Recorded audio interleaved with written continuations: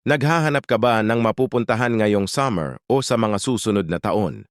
Tara mapunta tayo sa isla ng Lubang Occidental, Mindoro. Paano mapunta sa isla ng Lubang? Pwede kayo mag-bus sa May Pasay papuntang Nasugbo Wawa Port o sa Calatagan Port. Pwede rin kayo mag door-to-door pickup. 3 hours land travel and 3 hours naman sa sea travel.